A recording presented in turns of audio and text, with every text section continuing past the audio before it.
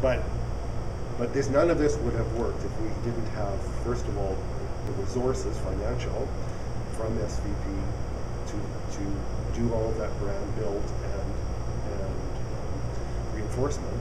But also, there are SVP partners who this is their experience and expertise, and they lent that to us at no charge. So in addition to the $103,000 or $104,000 that we got from SVP, there's another $250,000 in non-purchase expertise. That's the value of SVP that I really see. And their contribution isn't veiled. Yeah. So they come to us and say, I think you're full of shit. Like you're wrong. They will come to you and say, you're wrong. That isn't going to work. And we all live life with lenses. Absolutely. Right? And so we get going down a path here, and until someone says that's not going to work, or they take a positive approach and say, have you thought of it?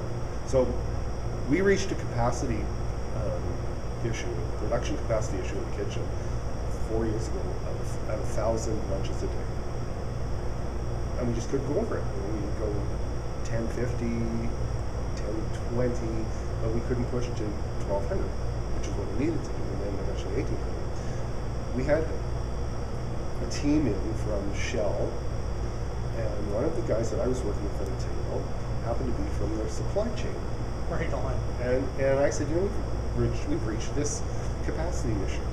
And he looked up and said, turn the tables. And I thought he was speaking metaphorically.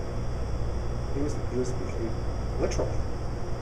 The next day we turned the tables, literally turned our tables, and we jumped to 1,800. Really? And he saw that, and I would never have seen it, right? My lens isn't supply chain. Yeah. He saw he immediately saw where the blocks were, where the barriers were, and why we couldn't, by trusting that there were others out there. The SVP specific, it was Late, Deb Shaw, and Christopher Forsyth, and not where they didn't have the expertise, they opened doors, which is more valuable. But it's not the model that charities are used to working with. That's why I say, as a partner now, I say the investment committee needs to be more selective in who we choose as investees. And we need to look at it not only from what work those investees may be doing, that charity may be doing, but how can we cultivate a relationship if the culture is different than us? And there have been some really bad matches over the years where the work and the ask made sense, but the culture of the organization was so contrary to involvement from the outside, external evaluation and external contribution, that all that it was philanthropic.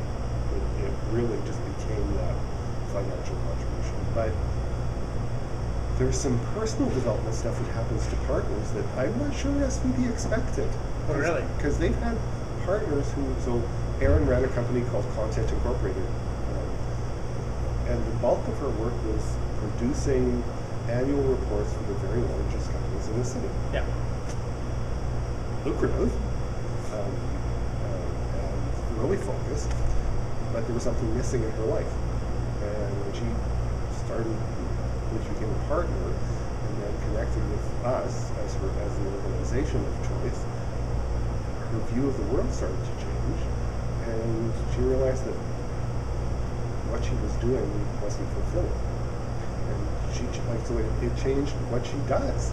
There are many partners who have how they live their lives is different because of the interaction with the sector. So this is a transaction that happens if the partners are willing to become engaged and if the organizations are willing to be engaged with them.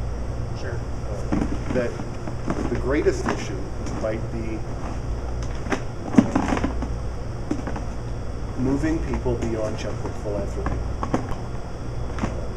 Writing a check is easy. Absolutely. Yeah. But becoming engaged and finding the heart of the issue and letting it touch you. It's dangerous for people. It's brilliant. I live this, so I'm touched by it every day. I serve on the board of other organizations where the combination of passion and practical solution fit what I see as necessary. Yeah.